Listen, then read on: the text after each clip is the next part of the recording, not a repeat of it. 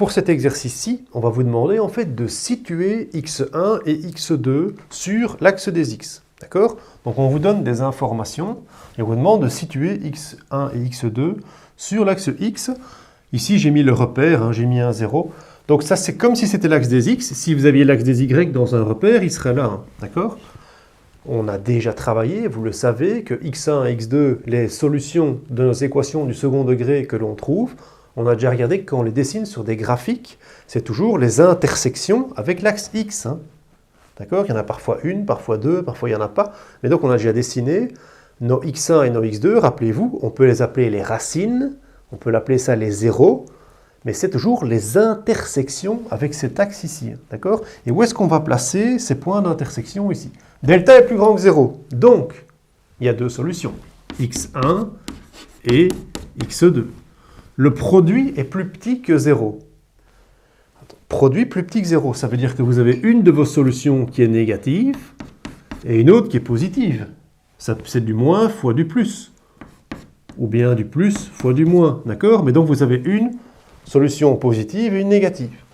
La somme des deux, donc le produit, rappelez-vous, hein, produit c'était x1 fois x2. Hein. Somme, c'est x1 plus x2. Hein. On a vu ça dans nos équations somme-produit pour chercher les formules. Donc la somme, c'est l'addition des deux. Si la somme est plus grande que 0, ça veut dire quoi? Ça veut dire que la solution positive est plus grande que la solution négative. Ok? Donc, imaginons.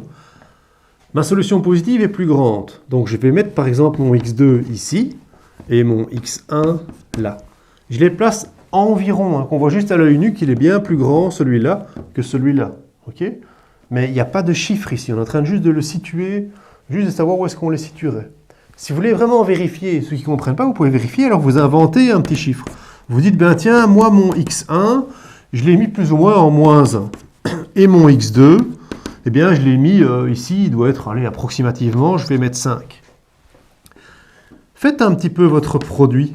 Moins 1 fois 5. Votre produit est bien plus petit que 0. Faites un peu votre somme. Moins 1 plus 5. Votre somme est bien plus grande que 0. Et vous avez deux solutions.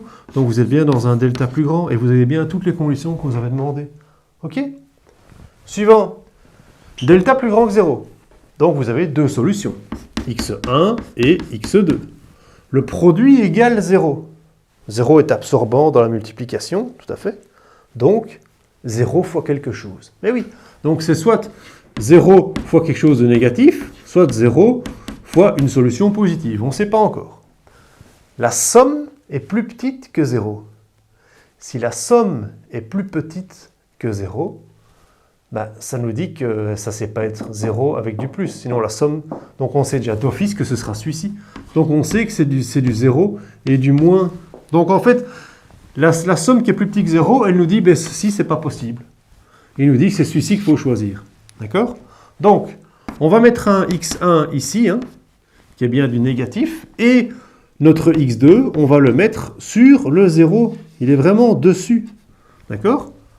Vous voulez une petite preuve, vous n'êtes pas tout à fait sûr, vous mettez environ. Hein.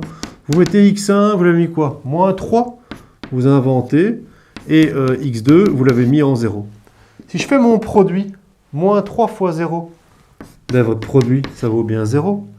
Si vous faites votre somme, moins 3 plus 0, ben votre somme est bien plus petite que 0. Vos deux solutions. Et donc, vous respectez bien les données qu'on avait là. Ok, je suis sûr, j'ai juste. On va encore en faire quelques-uns. Ce qui est intéressant dans ces exercices-ci, c'est que ça fait appel à plusieurs choses que vous connaissez. Hein. Ça fait appel à delta, ça fait appel au produit, à la somme, et ça fait appel un peu au graphique. Donc, c'est plusieurs choses. Ici, c'est un peu pour voir, en fait, est-ce qu'il comprend quand on met un peu, on rassemble différentes choses. C'est un peu le but. Donc, delta égale à 0. x1 égale à x2. Tout à fait. Donc, on n'a qu'une x1 égale à x2.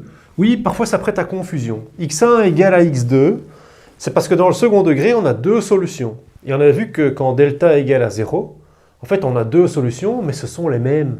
D'accord? Elles sont l'une sur l'autre, ce sont les mêmes. Okay?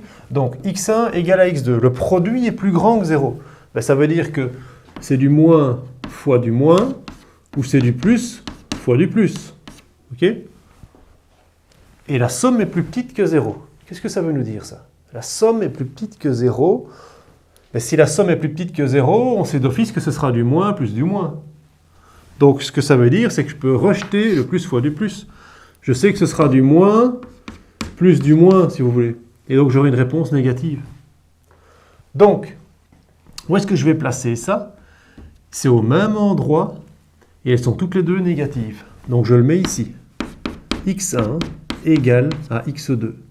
Et je les mets bien à gauche du 0. Vous les vérifiez, petite preuve, vous prenez un petit exemple. x1 égale à x2 est égal ici, par exemple, moins 3. Je mets moins 3, voilà. Moins 3 fois moins 3. Mon produit est bien plus grand que 0, ça vaut 9. C'est bien que j'ai ça. Ma somme, moins 3 plus moins 3, ça fait bien moins 6. Donc ma somme est bien plus petite que 0. Et ma solution, c'est la même. Donc j'ai bien un delta qui vaut 0.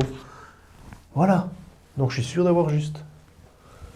À côté, delta est plus grand que 0. x1 et x2, ils sont séparés. J'ai x1 et j'ai x2, ils ne sont pas l'un sur l'autre. Le produit est plus petit que 0. Ça veut dire que j'ai du moins fois du plus, ou bien du plus fois du moins. Ok. La somme est plus petite que 0. Ça veut dire... Vous avez l'air de... Vous êtes attentif? Ok, ça me rassure. La somme est plus petite que 0. Eh bien, ça veut dire que la solution négative est plus grande que la solution positive. Ok? Comme la somme. Donc, en gros, j'ai qu'à venir mettre mon x1 ici bien loin du 0. Et mon x2, je le mets à proximité. D'accord? Donc, on vérifie, on peut toujours vérifier, il n'y a rien de mal à ça. Donc x1 égale par exemple moins 4, x2 égale par exemple 1. Alors, si je les multiplie, le produit, moins 4 fois 1, ça fait bien un négatif. J'ai bien un produit plus petit que 0. C'est bon, je suis OK. Ma somme, si je les additionne, moins 4 plus 1, ça me fait moins 3. Donc ma somme est bien plus petite que 0. Et j'ai bien deux solutions différentes. Donc ça colle.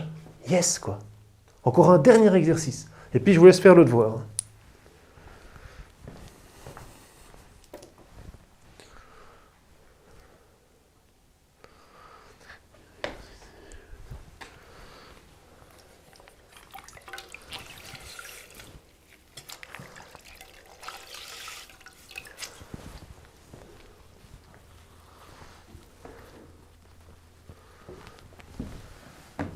Delta est plus grand que 0. Donc clairement, x1 et x2 ne sont pas l'un sur l'autre. C'est deux solutions séparées. Le produit est plus grand que 0. Donc clairement que c'est du moins fois du moins ou du plus fois du plus. Okay, elles ont même signe. Rappelez-vous que donc, le produit, c'est toujours x1 fois x2. La somme, c'est bien x1 plus x2. Okay, et donc si la somme est plus grande que 0, ça veut dire quoi? Qu'est-ce que ça nous apporte comme information? La somme est plus grande que 0. Donc, c'est que c'est automatiquement du plus du plus. Celui-là, on peut le rejeter. D'accord? Donc, nos deux solutions sont positives et elles sont séparées. Donc, on va les mettre ici. x1, x2. Mais toujours une petite preuve pour vérifier. On n'est jamais à l'abri de faire une petite erreur. x1, je vais donner lui une valeur, je ne sais pas moi, approximativement, on va dire... 1, et lui, on va dire approximativement 2. Alors, le produit 1 fois 2, ça fera 2, c'est bien plus grand que 0. Et la somme, 1 plus 2, ça fait 3, c'est bien plus grand que 0. Et donc, ça marche. Ok? Bonne chance pour faire votre devoir.